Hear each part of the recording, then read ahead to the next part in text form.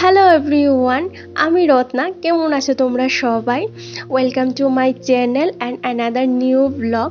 বেশ অনেক দিন পরেই কিন্তু আমি তোমাদের সাথে ব্লগগুলি শুরু করতেছি। তো গত দিনের ব্লগে তোমরা তো জানতেই পারলে যে কে লিগে আমি এতদিন ব্লগ শেয়ার করতাম না। তো কি হয়েছে জানো তো, মনটা ভালো না, তার উপরে এই যে অনেক দিন হয়েছে ঘরের কোনো ঠাকুর সেবাও দেওয়া হয় না, মানে এক্সট্রা কোনো পূজা পালি করা হয় না। এই যে নিত্য যে পূজাটা আছে এইটা তো করি, কিন্তু এক্সট্রা কোনো পূজা করা হয় না। তো বরেরা আমি কইতেছিলাম আমার ঘরে একটু বিপদ তারিণী পূজা দেবো, যদি মায়ের আশীর্বাদে আমি যে সমস্যাগুলি ফেস করতেছি বা আমি যে একটা মানসিক রোগে ভুগতেছি এটা যদি একটু দূর হয়। তো আমার মাও কইতাছিল এটা কর, বেশ ভালো, এবার নিজের কোনো একটা কাজে অ্যাক্টিভ রাখ। তো ভাবলাম চলো আজকে করা যাক। তো আজকে দিনটা হইতেছে গিয়ে শনিবার। তো মায়ের পূজা করার লাগে সকাল থেকেই কিন্তু একদম সুন্দর করে সব কিছু গুছাইয়ে নিয়েছি। তার আগে কিন্তু সকালের যে কাজগুলি আছিল সংসারের এগুলি সাইরা নিয়েছি। ঘুম থেকে উঠছিলাম ওই ধরো 4টা সাড়ে 4টার দিকে। তারপরে এই যে ঘরের সমস্ত কাজ বাজ যা ছিল, রান্না বাড়া সব কিছুই সাইরা নিয়েছি। রান্না বাড়া বলতে সেরকম কোনো কিছু ছিল না, যেমন সকালে তোর বুঝতেই তো পারো বাসি কাজকর্ম, তার সাথে এক্সট্রা যা কাজকর্ম আছে ঘর দুয়ার গুছানি সবটাই কিন্তু সুন্দর করে কইরা তারপর স্নান দান সাইরা এইবার এই যে মায়ের পূজা করার লাগে সমস্তটা কিন্তু সুন্দর কইরা জোগাড় যন্ত্র কইরা রেডি কইরা নিতেছি। তো বরেরা কোয়া মাত্রই কিন্তু ও আর না করছে না, ও কইতেছে হ্যাঁ ভালো কথা, তুমি পূজা করো, আমি বাজার টাজার সব কিছুই কইরা দিমু। তো গতদিন রাত্রেবেলা বরের ডিউটি আসছিল ওই দুপুরের দিকে, তো ডিউটির থেকে আওয়ার পরে বাজারে গেছিলাম দুজনে। তো মায়ের পূজা করার লেগে যা যা লাগবো আগে কিন্তু লিস্ট করে রাখছিলাম। তো ওই যে লিস্ট অনুযায়ী সব কিছুই কিন্তু বাজার করে রাখিয়া দিছিলাম, কারণ এই যে পরের দিন সকালবেলা বাজার করে পূজা করতে করতে অনেকটাই বেলা হয়ে যাইব। তার উপরে কয়েকজন নিমন্ত্রিতও আছে, বেশ অনেকজনই কিন্তু নিমন্ত্রিত, আমার পরের অফিসের কালিগ আছে, তো এই কারণে আগের দিনই করে রেখলাম।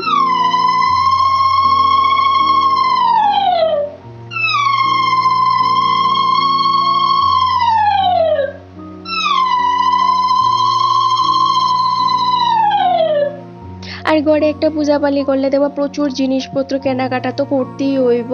তো ওর দ্বারা তো সব কিছু একা পসিবল না। তো ও যাই না শুনে কইতেছিল চলো আমার সাথে বাজারে, আমি একা সব কিছু আনতে পারতাম না, তুমি আমার একটু হেল্প করবা। তো ভাবলাম চলো দুজনে মিল লাগিয়ে সেইটা ঠাকুর পূজার লেগে যা যা লাগবে সব কিছু বাজারে করি। তো সব কিছু কিন্তু একদম গুছাই সুন্দর করে কালকেই আনছি। আর আজকে সকালবেলা ওই ধরো টুকটাক একটু ফুল দুব্বা বা বেলপাতা এইগুলি গিয়ে আসলে সকালবেলা ও আনছে বাজার থেকে, আর মিষ্টিটা আনছে। কারণ আগের দিন মিষ্টিটা আইনা রাখলে কি হইব কত, ওই যে টুকি মন জানি হয়ে জায়গা নরম নরম হয়ে জায়গা, আর আমি চাই না যে আগের দিন আইনা সেটা মিষ্টিটা দেই, আর ফ্রিজেও তো রাখা পসিবল না। তো এই কারণে এই যে সকালবেলা উড়ে দিয়ে এই টুকটাক একটু বাজার করাইছি। তো এইদিকে ও বাজারে গেছে পরে আমি কিন্তু এতে স্নান দান সাইরা সমস্তটাই সুন্দর করে গুছাইয়া নিছি। এই যে ঠাকুর ঘরের সামনের মোছার থেকে শুরু কইরা বাসন টাসন ধোয়া সবটাই সাইরা নিছিলাম। তো এইগুলি আর তোমাদের সাথে শেয়ার করছি না, ওই যে তাড়াহুড়ার মধ্যে সবটাই কইরা নিয়েছি। আর কিছু কি জানো তো, সকাল থেকে যে ব্লগ শ্যুট করুম এইরকম মন মানসিকতাও আসিল না, কারণ কোনো কিছুই ভালো লাগে না গো। এতটাই যে আমি নিজে নিজে মানে নিজের ভিতরে ভিতরে ঘুরতাছি, আমি কোনো কিছু করতেই না নিজের অ্যাক্টিভ মনে করি না, বা আমি ওই যে এনার্জি যে মানে ভিতর থেকে যে একটা এনার্জি ফিল হয় এই জিনিসটা আমি ফিল করতেছিলাম না।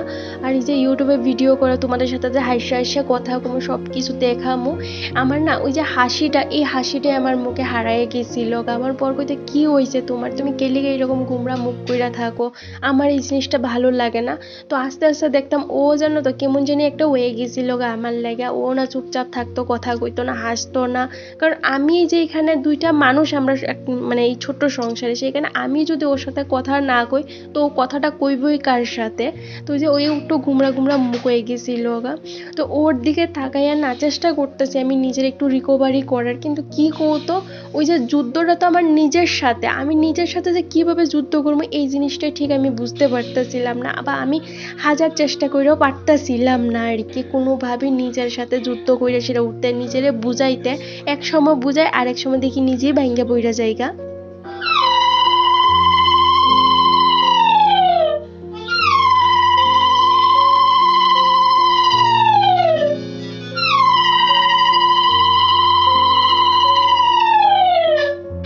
তো চলো এখন এই যে মার ভরসায় সব কিছু, মার চরণে সব কিছু দিয়ে দিছি, আমার ইষ্ট চরণে সব কিছু দিয়ে দিছি। এখন ঠাকুর আমার যেই পথে নিব সেই পথেই আমি যাবো, সব কিছু আমি এখন হাইরা গেছি গো নিজের কাছে।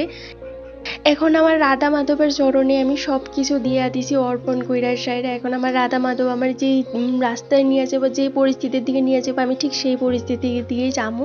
কারণ দেখবা যখন নিজের জীবনে কোনো কিছু করার নাই বা আমরা যখন নিজের কাছে নিজে হাইরা জায়গা, সব কিছুর কাছে হাইরা জায়গা, তখন কিন্তু একমাত্র ভরসা হইতেছে আমাদের এই যে রাধা মাধব বা যে যেই ঠাকুর মানুষ সেই ইষ্ট। তো এইটা নিয়ে এসে কিন্তু একটা নতুন পথ চলা শুরু করছি, মানে নতুনভাবে কথা কইতে পারো শুরু করছি। কিন্তু এই পথ চলাটা চেষ্টা করো তোমাদের সাথে ছোট বড় যেই রকম ব্লগই হোক তোমাদের সামনে তুইলা ধরার লাগে। কারণ দেখবা হাসি মুখে যদি তোমাদের সাথে আমি ব্লগগুলি শেয়ার করি, তোমাদেরও দেখতে ভালো লাগবো, আমাদেরও ভালো লাগবো। আর আমি যদি গুমরা মুখের সাথে তোমাদের সাথে কোনো ভিডিও শেয়ার করি, তোমাদের নিজেরও এই ব্লগগুলি দেখতে ভালো লাগতো না।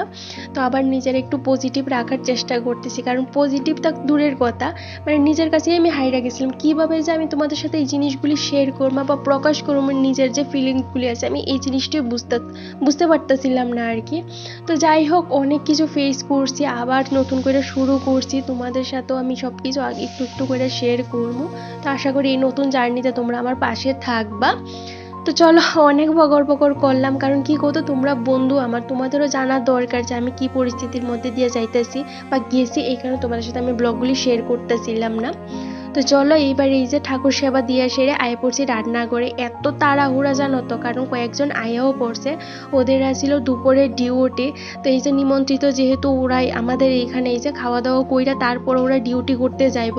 তো এত তাড়াহুড়া করে সব কিছু করতেছিলাম, এই কারণে ঠাকুর সেবার সমস্ত ভিডিওটাও তোমাদের সাথে আমি শেয়ার করতে পারছি না। তো এইদিকে যখন আমি মায়ের পূজা করতেছিলাম, আমার বরের কইতাছিলাম তুমি একটু খিচুড়িটা বুয়াও গিয়ে সেরা। তো ওরা আমি এখান থেকে সবটা কয়ে দিতেছিলাম কতটা চাল ডাল সব কিছু দিতে লাগবো। তো ওই অনুযায়ী কিন্তু ও কিন্তু ওই যে খিচুড়ির ডেকটা বুয়াইয়া দিছিল। তো অনেকটা কিন্তু আমার কাজ আগাই গেছিল। আর সবজিপাতি গতকালকে রাত্রে কিন্তু দুজনে মিল্লা খাইটা একদম সুন্দর করে ধুয়ে ফ্রিজে তুইলা রেখে দিছিলাম। তো ঠাকুরের বুকে কিন্তু আমি কোনো চালের বুক দিছি না, এই যে যেমন অন্য যে বুকগুলি আছে এইগুলি দিছি না। আমি যতদূর জানি যে এই যে মায়ের পূজাতে না কিন্তু অন্য বুক দিতে নাই, তো এই কারণে দিলাম না। তো এইদিকে এই যে ঠাকুর সেবার সাইডে আগে দইরা রান্না করে গেছি। তো আমার বর তো অনেকটা কাজই আমার কইরা দিছিল, তো এই কারণে অনেকটা আগে গেছে গা।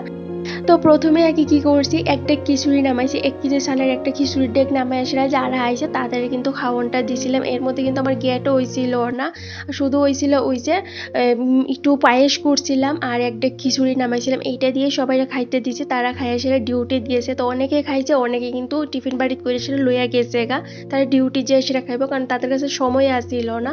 আর আমার ঠাকুর সেবা করতে করতে যেহেতু একটু দেরি হয়ে গেছিল গা, 1টা কি 1:30টার মতো বাইজে গেছিল গা। তো এই কারণে কিন্তু ওই যে ওরা খাওয়ানোর একদম টাইম পাইছে না। তো যাক, ওরা সন্ধ্যার সময় আইবো কইয়া গেছে। তো একটা দাদার বউ আর তার বাচ্চা আইছিল। তো ওই যে বৌদিটা আর বেবিটারও কিন্তু খাওয়ান দিছিলাম। তো তারা খাওয়া দাওয়া কইরা সেরা এই যে এই মাত্র গেছে। আর এখন সময় হইতেছে গিয়া সেরা ওই 3টা কি 3:30টার দিকে এইরকমই। আমি কিন্তু ঘড়ির দিকেও তাকাইছি না, আমি আমার মতো করে কাজগুলি কইরা যাইতেছিলাম যে কখন তাড়াতাড়ি করে সব কিছু শেষ করতে পারবো। তো আমাদের তো সকাল থেকে কোনো খাওয়া দাওয়া কিচ্ছু নাই। তো এই যে ঠাকুর সেবা করে পান তেল দিয়ে আগে রান্না বান্না সারছি, তারপর ঘর দুয়ার গুছাইয়া দুজনে কিন্তু প্রসাদ নিয়েছি। আর প্রসাদ নিতে নিতে প্রায় 4টা 4:30টার মতো কিন্তু বাজ্যে গেছিল গা। আমার হাজব্যান্ড আসিল ওদিকে, কিন্তু আমি এই যে সবটাই করতে পারছিলাম, বিশেষ করে এই রান্নার যে কাজটা আছিল এইটা আমি টাইমের মধ্যে করতে পারছি। তো বিকাল হয়ে গেছে, এখন তো বেশ অনেক মানুষই আইব, যারা আশেপাশে আছে তারারও ইনভাইট করছিলাম, তার সাথে বরের যে কালিগ আছে তারারও ইনভাইট করছিলাম। আর এর উপরে জানো তো সকালবেলা কি যে একটা মনে হয়েছিল, আমি দেখো 1 বালতি জামা কাপড় এইগুলি ভিজাইয়া দিয়েছিলাম সকালবেলা, বেডশিট বালিশের কাবার আমাদের কয়েকটা জামা কাপড় এইগুলি আমি ভিজাই দিয়েছিলাম। মনে করছি মানে কাঁচা ধোয়াটা কইরা লাইতে পারবো, কই আর পারলাম। এখন এই যে 4টা 4:30টার মতো বাজে, এখন কাঁচা ধোয়া কইরা আবার স্নান করছি। যেহেতু রান্না বাড়া করে এতটাই গাইম্মা গেছিলাম, গা শরীরটা এত জ্বালাপোড়া করতেছিল, প্রচন্ড গরম গো, প্রচন্ড গরম। আমাদের এইখানে এইবার না বৃষ্টি হইছে না কইলেই চলবো, এত কম পরিমাণে বৃষ্টি হইছে। ওই ধরো রাত্রের দিকে আধা ঘন্টাও না, 2-1 ফোঁটা বৃষ্টি পড়ে, ঝিরিঝিরি একটা বৃষ্টি পড়ে, তারপরে শেষ। আর এত গরম দেয়, 3টা 4টা পাকা চালাইও কিন্তু আমরা রাত্রে ঘুমাইতে পারি না, এত গরম। এইবার এতটাই বৃষ্টি কম হইছে যে কি কম, বৃষ্টির লাগে না আমরা সবাই হাহাকার করতেছি। এখন মনে হইতে যদি 7-10 দিন একটানা বৃষ্টি থাকে তাইলেও মানে আমাদের কোনো অভিযোগ হইতো না, এতটাই বৃষ্টি কম হইছে। আর বুঝতেই পারো বৃষ্টি কম মানে রোদ্রের কি পরিমাণ তেজ দিতে পারে, এতটাই তেজ যে ঘরে আমরা টিকতে পারতেছি না। 2-3 পলা স্নান কইরা সেরেও যেমন ঘাইমা ঘাইমা না একদম আমার গলা টলা বাইঙ্গা সর্দি কাশি হয়ে গেছিল। আমার যেহেতু মাথাটা একটু বেশি ঘামে, আর ঘামলে না সর্দি লেগে যায় আর ওই যে শ্বাসকষ্ট একটা জায়গা। তো যাই হোক, এইদিকে এই যে আমি আগে স্নান টান কইরা কাপড় কইরা বারান্দার মধ্যে মেললা দিছি, এখন আর ছাদে কি মেললা দিমু। তো এই যে বারান্দার মধ্যে মেললা দিয়ে মাথা টাথা আশ্রাইলাম, একটু ক্রিম দিলাম, তারপরে শাড়িটা পরছি যেহেতু মানুষ আইব। তো এরই মধ্যে এই যে বরের ২ জন বন্ধু আইছে। অ্যাকচুয়ালি তারা বন্ধু না, তাদের সাথে কাজ করে আরকি, এক কলিগ আরকি তারা। তো আরো কয়েকজন আগেও আইছিল। তখন তো আমি ওই যে রান্না-বান্না করতেছিলাম, তোমাদের আর দেখাইতে পারছি না। তো এই যে এখন ২ জন আইছে। তো তারারে প্রথম আগে দিলাম এই যে বুকের যে প্রসাদটা আছে এইটা দিছি। এইবার দিমু এই যে খিচুড়ি যে প্রসাদটা আছে। তো ঠাকুরের আশীর্বাদে জানো তো এইবার কিন্তু আমি মোটামুটি ওই ধরো ৩ ডেগের মতো খিচুড়ি করছি। সবটাই কিন্তু একদম সুন্দর কইরা হয়ে গেছে। আর সবাই কিন্তু খিচুড়ি খাওয়ার পরে কইতেছিল বেশ ভালো হইছে, এত টেস্টি হইছে বা ভীষণ সুন্দর হইছে খিচুড়িটা খাইতে। তো রাত্রেবেলা আরেকটা দাদা আইছিল। তো চলো আজকের লেগা টাটা, দেখা হইব নেক্সট ব্লগে।